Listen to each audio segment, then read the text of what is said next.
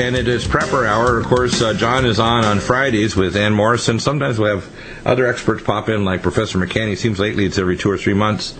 And John is a forensic investigator, former Special Forces. He has his own radio show over at Republic Radio. He also is on Block Talk Radio, and I think you're doing a few other things too, right, John? Well, I do public speaking engagements, yes, sir. Yes, and of course at a lot of these Prepper conferences. You're a Prepper expert, and at the bottom of the hour we're going to bring on Bob Ellerton, who hasn't been on for a little while. We had him on a series of programs, because you guys both know more than I do, and in the sense I'm learning as I go along, step by step. And I've got a lot of literature. In fact, thanks for sending that literature, by the way, in that thumb drive. Thank God it wasn't the books with the front end loader. It would have been disastrous. Yes. Yeah. And again, as you start plowing through these, you realize how little you know, and you also have to put it into action. That's why I tell people, even if you're just kind of going through it in your mind and you're going through your equipment, you got to get yourself in physical shape. Number one, I'm working out this morning 45 minutes on my exercise equipment. I'm 2 hours in my pool today. I'm feeling great. People need to know that Dr. Deagle takes a bucket of nutraceuticals, Nutrimeds. I'm on a pescatarian diet. My wife calls it pesky because I'm a bit of a pest at times rather than just fish. So vegetarian plus fish. And cutting out the meat has been a big deal. I cut out sugar, meat, and bread. I don't have any bread at all. I think bread is now, the more research I do on it, and I'm going to post some articles up, the more I realize even if you don't have the gene SNPs or you have a gluten sensitivity or a positive test that can be done at one of the labs like Genova Metametrics, bread, wheat bread especially, is bad. Other forms of gluten can be okay, like barley and rye and so on, but wheat gluten is toxic, especially when it's exposed to Roundup. It increases its millions of times in terms of its allergenicity and its damage to the body. Blood-brain barrier, heart, etc. So, John, tell us the latest news, because you got some contacts okay. on the inside. Here's this is not necessarily confidential, but my friend Dave Hodges, his website's The Common Sense Show. He's also a talk show host. Right. His current article, I'll give you the title of the current article. Pandemics are entering the United States through the southern border. There's a quotation in here from Dr. Jane Orient, internal medicine specialist and executive director of the Association of American Physicians and Surgeons. Yeah, I know her personally, and I'm a member of the association as well. Well, here's her quote. Here's her quotation. Yeah.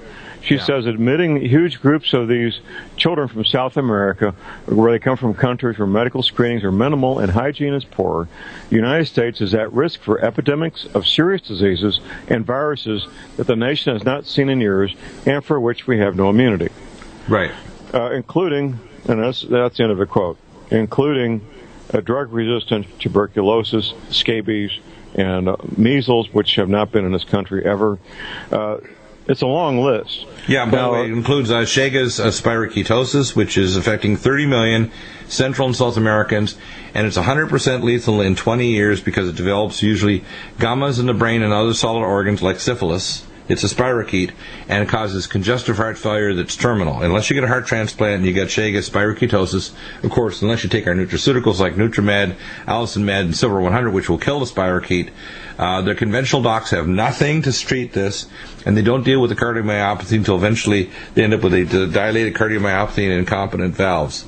And the person goes into final stage disease. In addition, it appears that the CDC is on stand down when it comes to our southern border, and we've got the Department of Homeland Security, which does not have anywhere near the expertise of CDC. Plus, the Coast Guard medics have been called up and moved there to act as medical personnel. I'm sure the Coast Guard medics are excellent when it comes to treating trauma, which would be their main training. But I cannot imagine Coast Guard medics getting the kind of comprehensive training necessary to diagnose these bizarre symptoms and diseases coming up from the tropics. That can't be part of who they are. Exactly. Firstly, with Chagas disease, there is no blood test. By the way, if someone donates blood that has Chagas in their system, there's no blood test to make sure that the Red Cross or any blood donating agency can prevent that Chagas spiroketosis from infecting you if you get their blood. So, well, if you're here in this country illegally and you need some cash, there are places that will buy your blood, aren't there? Right, and of course we know that resistant tuberculosis, we call multi-drug resistant TB is present in Central and South America. Resistant other organisms, including malaria, because when the insects bite you, they also infect the other organisms. They found recently snails and other insects and other animals in your yard in Texas are now infected with not only Hansen's disease, which is leprosy, but also with the Chagas spirochete. And some of these latest diseases that are coming up here are pretty scary. I mean, chikungunya has now been diagnosed in southern Texas. So we know these other viruses and bugs that are from Asian countries or have never been seen here before are coming here, including illnesses we probably don't know about because they're remote areas of Central and South America where these viruses have never actually traveled outside their local area. Now, malaria is not contagious person to person, is it? No. What happens, though, it goes through a vector. And what happens is resistant malaria has gradually crawled up, so now we have resistant malaria in the southern United States. And resistant malaria doesn't respond to chloroquine, so you have to give things like drugs like Fansidar, which after 6 weeks will start to damage your retina and cause your eyes to go, your visual fields to go yellow, and can cause neuropathy and central nervous system brain damage. So, hello brain damage, which is why most of the people that are sent to jobs where there could be drug-resistant malaria in Central South America, like Cusco, Ecuador, or other places, they're told to see the local witch doctor. They'll give them natural potions or herbal medicines to stop the malaria, because if they take the regular drugs within months, they're going to get peripheral neuropathy and retinal damage and brain damage. That's the facts. Even the doctors say this. That's just about as scary as it gets. Doctor, I'm also getting reports that some emergency rooms, we've got reports of about 3 different emergency rooms, different parts of the country, have posters on display in the emergency room listing the symptoms of Ebola. Right. Now, Ebola, a number of 14 people arrived a few months ago in Italy, actually not southern Italy, but quite far north in Italy, and they arrived and actually were screened after they arrived by proper MD doctors, and they described that the number of the people were carrying nascent Ebola, and they progressed, and some of them died. They kind of hushed up the story because they don't want to tell you that there's a number of people coming from North Africa that are setting up hotspots where they migrate to Europe. And the Ebola has a long incubation period. This is not typical Ebola that evolves over 4 or 5 days.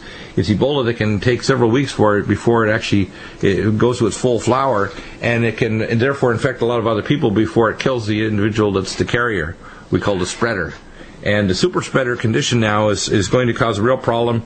We have reports from, which I posted in a newsletter this weekend, that Ebola is now considered one of the major disasters in Africa, and it's spreading like wildfire from the Ivory Coast and other local countries there. The WHO are completely freaked out. We know that Europe is so close across the Mediterranean that they're going to have a number of hot spots. And because of the long incubation period, it's not going to be as viable as SARS, which will continue to smolder for years, or H5N1, H1N1, but it's extremely lethal and has a long incubation period, which means it was tweaked. So the virus has all the signs that it was bioweaponized. This is not a virus that's naturally evolving. For many decades, it has such a short half-life where basically you get virus, the virus grows, it kills you, boom, it can't spread. That's not the case anymore. It can spread like crazy, and the people are embarrassed in the local towns, so they're not even going to the treatment centers. They're just dying. And the WHO are freaked out because a lot of the health professionals are running away because they're terrified of it. They know it's going to kill them, or they're going to get quarantined where they're definitely going to get cross-contaminated, and that means a lot of them are going to die. Well, running away is probably a smart thing to do if you're in that situation. Well, that's what's going to happen if there's a pandemic in North America. Once you get over about 2.5% to 5% case fatality rate, the very first thing you're going to have is a deficiency not of vials or medicine or drugs, it's doctors and nurses. They're going to run. Yeah, because the reverse protection's not there, the ultraviolet curtains, the full body suits, all the hazmat activities necessary to protect you so you don't die. John, I'm getting lots of reports. By various sources that are talking about the Obama administration. They've been smacked down a few times now by the Supreme Court, where they've lost their ability to do what's called recess appointments. Right. Well, the Supreme Court has also withdrawn the support for unencumbered access to people's cell phones, although I don't really trust the transnational corporations that are contracted by secret parts of our government. We know secret parts of our government. This came out in the Putin report here recently, released literally by Mr. Putin, who's a genius in geopolitics. He released this that showed clearly the use of micronukes by the Israelis on contract with the CIA to bring down the World Trade Center towers. Even more reports I got. Well, good for him. So the fact is, he's just showing it was an inside job, and everybody knows that. I mean, I presented the U.S. geological data, and it was buried in their own data, such as 40-plus times the amount of tritium present in World Trade Center 6, which indicates they use red mercury as an igniter for these micronukes, which releases massive amounts of tritium, and other isotopes that were present. What people need to understand is that with this massive surge of people coming in the southern border, nothing has been stopped from coming in, whether it's in containers or cars or people. It's not just disease. I think that Napolitano's warning about a year or so ago that we are at risk of a major event, possibly a dirty bomb or a nuke going off, is very real, and I would think that Obama does not want to have a 2016 election. He doesn't want to see Hitler get in. By the way, the comments that were published now from last year's dinner meeting with Hillary Clinton and Bill Clinton about Obama, Bill Clinton said Obama is the man he hates more than any other person he's ever met on earth. That's his actual statement. Really? And Hillary says, and by the way, the woman is smart, but she's evil as hell, but she's not stupid like Obama. She said he doesn't have his hand on the till, and he's the most incompetent flake she's ever met. That's her comments about him, okay? And she said some expletive, deletive curse words, too. But because it comes out of her mouth and not the mouth of people like Gerald Celente, who was quoting her in the report that I saw last Friday, if you go to... Gerald Salente's awesome. If you don't mind the expletive deletives, and you listen to some of the experts that he quotes, this man is smack on. I have never seen him miss a target in terms of geopolitical, financial issues. And he's seeing the meltdown of the world economy. What I see is this expanding war in the Middle East, the expanding war in Ukraine, where Putin is doing everything he can to maneuver in such a way to reduce the death toll by arming the militia and the people that are trying to defend their cities, like Slavyansk that's being shelled, which is against the Geneva Accord.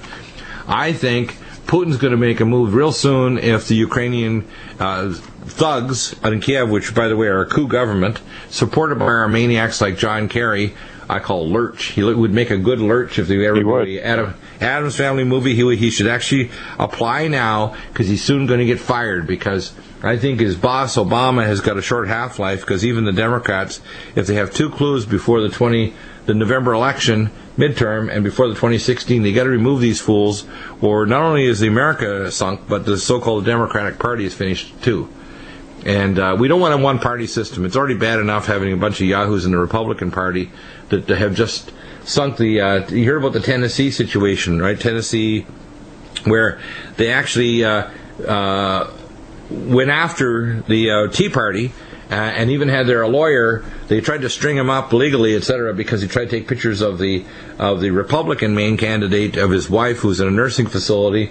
And so they're going to pull his license and whatever, and eventually he committed suicide. But what was really going on is the Republican candidate, who was a Tea Party candidate, this is now the main Republicans, they actually recruited Democrats, which is illegal, to go into the Tea Party meeting, and I got a 6,000 vote margin to actually beat the Tea Party member, because that's how bad the core party of the Republicans are. They're a bunch of vile monsters. And if they get their rudder handles on the power, I'm concerned that it'll swing back way past the idiot Obama into something that resembles the rising of the Fourth Reich. We don't want to see austerity fascism and militarism and some stupid excuse for martial law that's been promulgated on the American public that, yes, you Americans asked for it because you got rid of Obama. Because that's the next stupid excuse, because the snake moves forward by pushing against itself, doesn't it? It does, absolutely. So your analysis, what do you see happening? Where does this go? Well, I wasn't aware of that animosity between the Clintons and Obama. It doesn't surprise me. It's vile. It's coming out now. In fact, she's doing her book signing here in San Diego, and she's been saying it straight up. And she's been actually visiting some of the biotech companies as well. The woman is not stupid, but she has health problems, her heart problems, and she's apparently got some kind of form of early Parkinson's disease, but she's got heart issues too. She's a physical wreck. And, of course, living with Bill doesn't help. And trying to do politics. And, of course, the cover-ups of Benghazi, which are shipping man pads, which are surface-to-air missiles and all kinds of advanced weapons to maniac Muslims. under the orders of Obama and the bankers above him, I'm sure doesn't help. I think that our southern border garbage that's going on right now, that should be enough to impeach Obama right at the moment. I don't understand what the Republicans think they're doing. Do they want to wait until we have a plague here? Do they want to wait until we have a nuke go off? The plague is coming across daily. There's at least 500,000 youngsters now. Some of these youngsters, we didn't mention this earlier, some of these youngsters are allegedly teenage Chinese males. Of course, they may be 25-year-old Chinese males. Who can tell the difference? Right, most exactly. Caucasians, well, the problem, most Caucasians can't do that. If they claim to be 15 and they're actually 20 or 25, who can say different? I heard a lot were Muslim, too. And, of course, who's going to tell if they're Jose or some guy from the Middle East? Well, is he an Arab terrorist? And a lot of these are tattooed 16, 17, 18-year-olds. So they're not little kids that are brought over by their mommy. They're people that have evil intentions and they don't have background checks.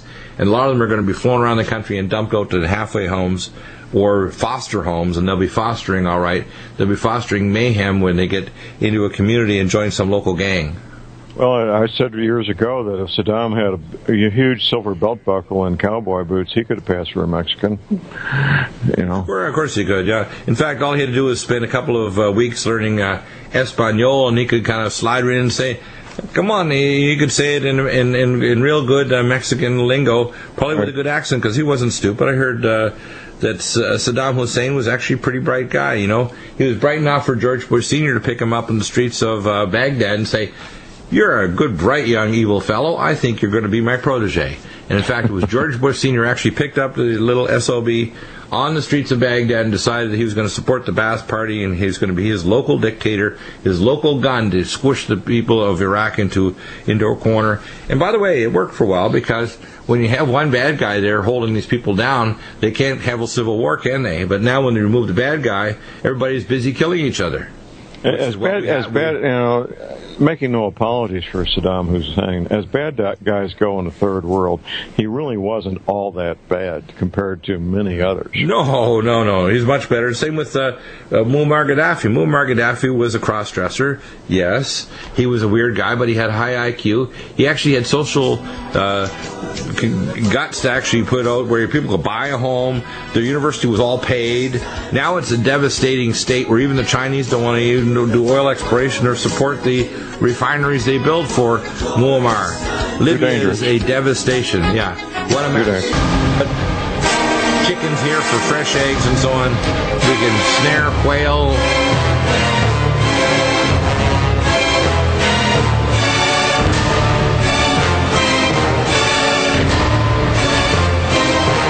Welcome back, and John Moore, introduction. We have Bob Ellerton. Bob's been on many times talking about Turtle Tough Shelters, which if you go to our website under products, you'll see Turtle Tough Shelters. It's what I select as you talk about food, water, shelter.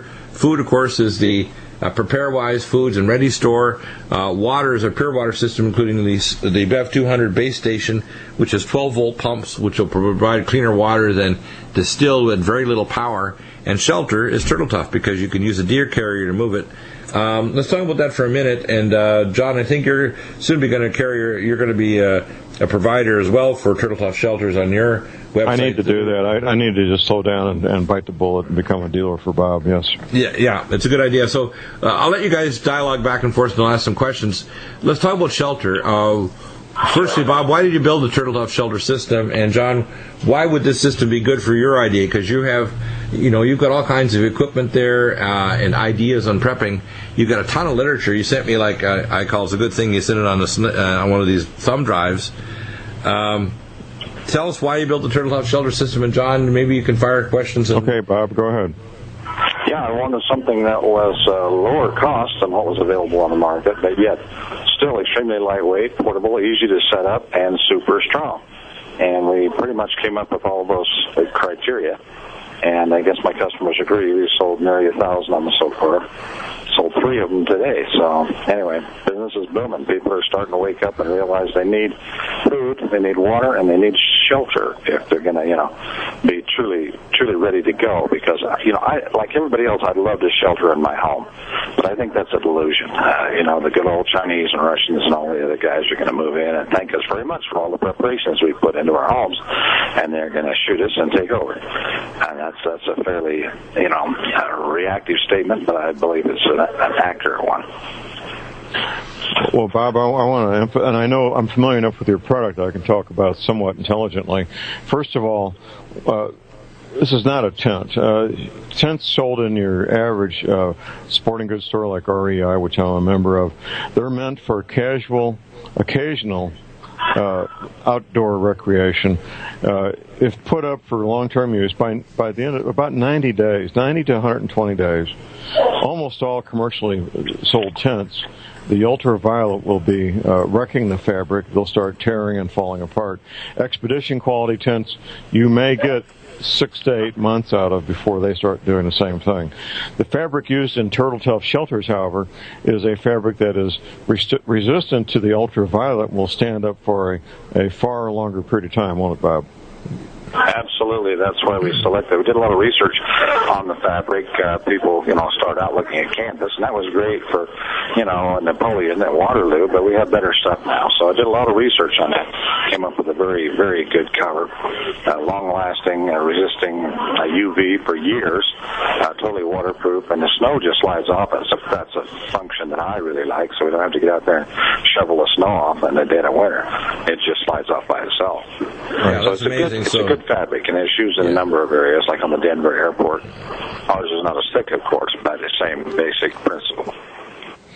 Well, that is, and of course there's a metal frame. Tell us about the frame, Bob. Well, I would like geodesic domes because of their enormous strength. The fact that they'll take a live load of a huge amount. We've tested our dome upwards to 2,000 pounds. They'll probably handle 5,000 pounds before you get any deformation. It's made out of aircraft alloy aluminum. Most of the others on the market are made out of steel, which is very heavy, difficult to carry, and our aircraft quality aluminum is just as strong. It's tempered, and once it's assembled, it'll take huge loads, tremendous amounts of weight. And you take it apart, and it weighs a fourth the weight of steel, and you can carry it. Well, for something that you might want to move, that's incredibly important. Yeah. Bob, what about the ability to heat it in the wintertime? How was that happen?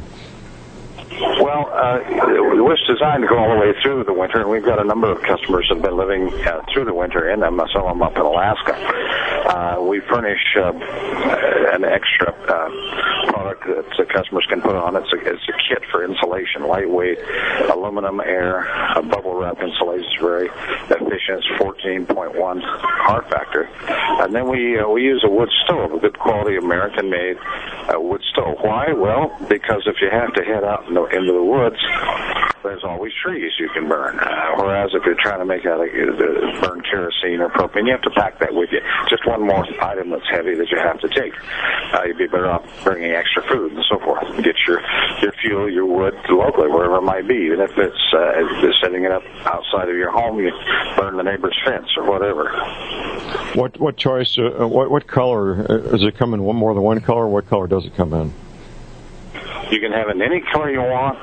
If it's white, it comes in white. There's a reason for that. The white resists the sunlight very well.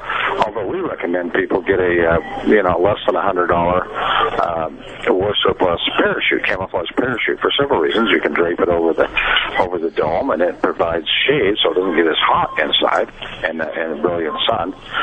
Two, it helps to make the cover last longer, although the cover lasts for up to 7 years. It's camouflage, so it blends into the woodwork and when there's foliage on the ground. Now, if it's winter, the white is fine; it blends in with the snow. But we've kind of restricted it to just the one color, and that's mainly for longevity. Well, that camouflage cover, of course, would certainly provide a lot of concealment from observation, and there could be certainly situations where people would need that. So how many different sizes of turtle tough shelters are there? We have the two sizes, 16-foot, which is good for up to 10 people, and a 24-foot, which will handle about 25 people. It's 452 square feet, which is real roomy. It's as roomy as an apartment, and it's 9 feet tall. We've had some customers take 14-foot trampolines, take the legs off, suspended inside just above their heads, and they pick up an extra 200 square feet of loft. Their kids sleep up on the overhead trampoline. Also, really? Well, that's very clever. Very clever. That's very clever. And of course, you mentioned also there's vestibules that come, and you have specials there that can connect these, so you can make a community of these all connected, including to a greenhouse. Which, do you still have that special on where they get half price for the greenhouse if they purchase the Turtle Top shelter? We have been offering a special if they go ahead and purchase one of the domes. We'll give them a significant discount on a second dome with a hothouse greenhouse cover. Yeah, that's amazing. To encourage people to get a means to grow some food as well as a place to live. Exactly. So really the solution is there. I mean, people can, if they want to be real fancy and they have some infinite source of fuel, they can get a Earth Roamer, which is custom designed in Colorado. It's probably, I consider, the quintessential RV that can go up to 100+ miles an hour, that can go over land or anything. It's like a Humvee. But when you run out of fuel, these vehicles aren't very good, and they also can't withstand 150 mile an hour winds. They also are, if you want to call it, prime target. If somebody sees one of these things, they're going to want it. And so that's the big problem. It has to be portable. It has to be affordable. It has to be connecting a whole group of people. John, the kind of questions you'd want to ask Bob, in terms of prepping, both of you are prepper experts. What are the top 5 things you think people, even preppers, neglect, Bob and John, that really need to deal with, like today? For example, let's say we have an attack on Iran, so we have a CME. Let's say we have a plague, or we have a breakdown of the dollar because they have a run of the bond market in Europe. Or, as Joe Salenti says, if we see a major fracture in the economy in Europe, we're going to see gold take off to over 2,000 an ounce.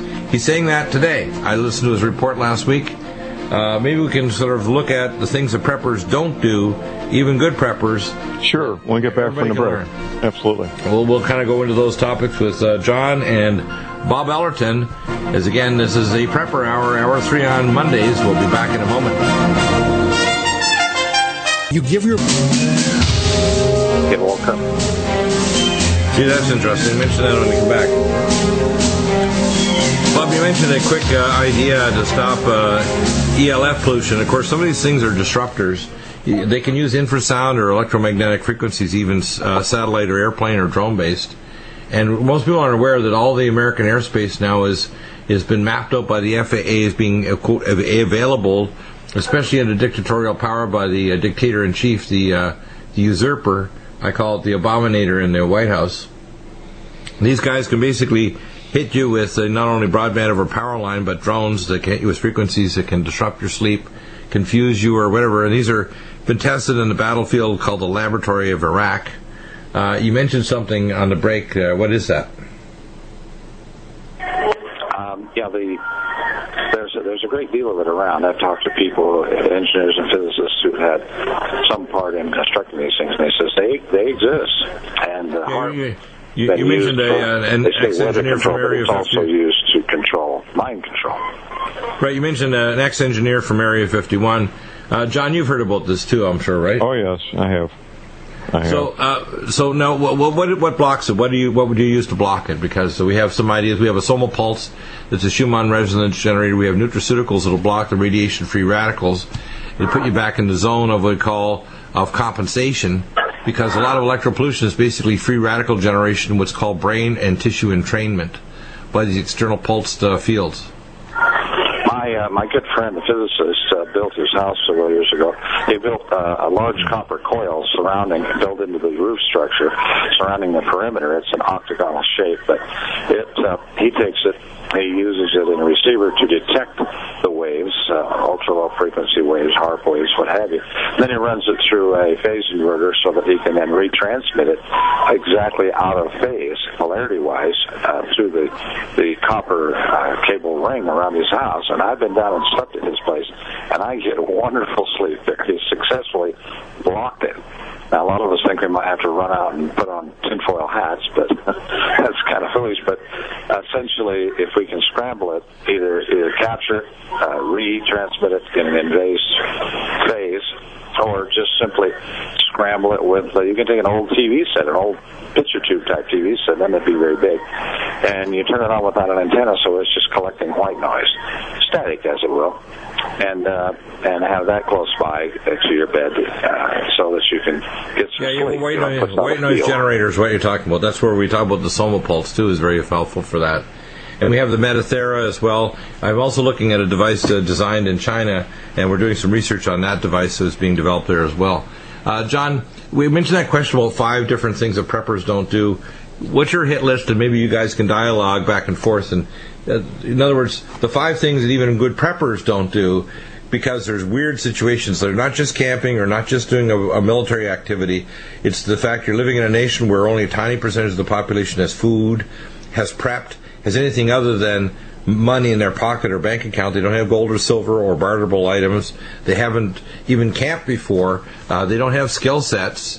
What do you do in this kind of situation? What are the things that preppers should do that they don't do? Because we're living in a country, in a world where most of the people are incompetent. During the Depression, most people were within 75% of the population were within one generation and a few miles of a farm. It's not that situation anymore. Right. Well, something that's given usually very cursory attention, if any at all, is emergency communications. Both the ability to intercept all government and military communications, radio communications, and the ability to talk to people in your group, which would be a couple of miles, and to people that you need to talk to 60, 70, maybe 1,000 miles away. That the knowledge and the equipment to do that effectively is something usually given very little attention by most preppers most of the time. The second area is emergency medical treatment. Most preppers would have some sort of first aid equipment and supplies on hand, but rarely would they have anything beyond that, and rarely would they have any training beyond even basic first aid training from the Red Cross. The ability to stop severe bleeding, treat for shock, and so forth is a matter of life and death. If somebody gets hurt in an ambulance, is not a 911 call away. So those are the 2 areas I emphasize, and for people to pay more attention to, get the training they need, get the supplies and equipment they need, so that they can both communicate with people that they need to talk to, intercept all government and military communications that they can, keeping in mind a lot of it will be encrypted, but a lot won't be. And, of course, emergency medical treatment. Over and over again, locally I worked with my local fire chief, chief of police, and mayor, and the first thing we did was identify everybody in our little community of 600 people that had any kind of medical training whatsoever. Obviously, doctors, nurses, dentists, dental hygienists, paramedics, EMTs, anybody and everybody. And veterans, by the way, veterinarians. It's interesting they made the national government, U.S. government made a manual for surgical procedures on humans for veterinarians who have never operated on humans. I'm personally acquainted with that veterinarian who authored the book, and when FEMA gave him, the assignment, they gave him a very short time, less than a year, to finish the book and have it ready for publication. And that's been more than 2 years ago.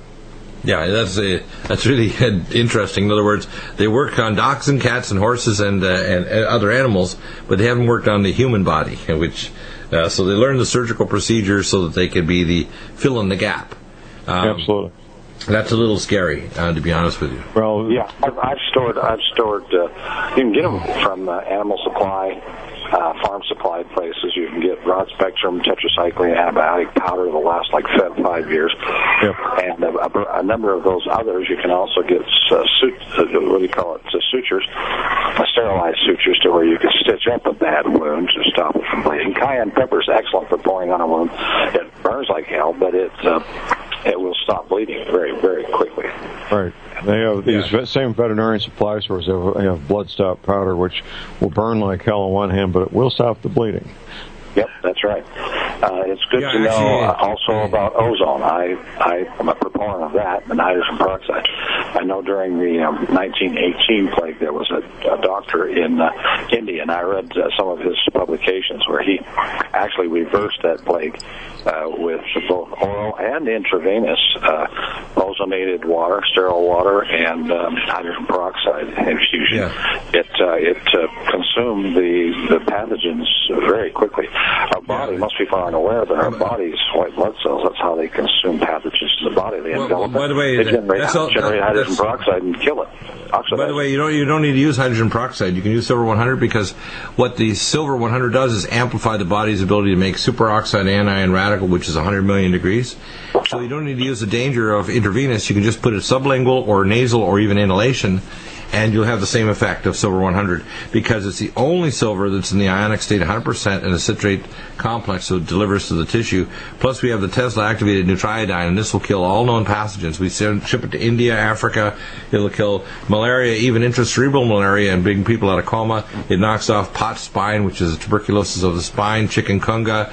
It knocks off literally every pathogen you can imagine from schistosomiasis. It's a primary cause of bladder cancer in the Middle East.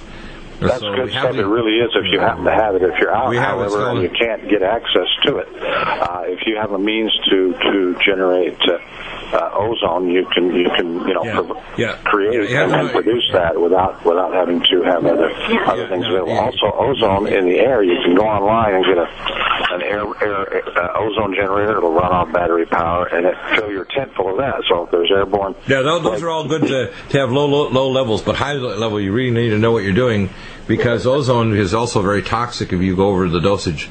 It can be quite toxic as well. So I'll take my chances with the ozone versus the plague that they rain down on me. I'd say go online. It's easy to go online and get ozone generators inexpensively and information on how to use them properly.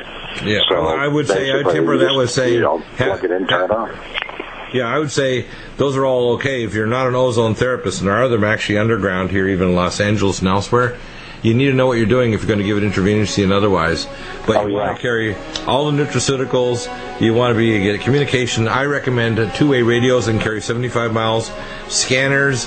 Get become a ham radio operator. At the very least, get the equipment and go to the training sessions. And one of the best things to do is go to your local sheriff's office. Go to get the CERT training, certified training for emergencies.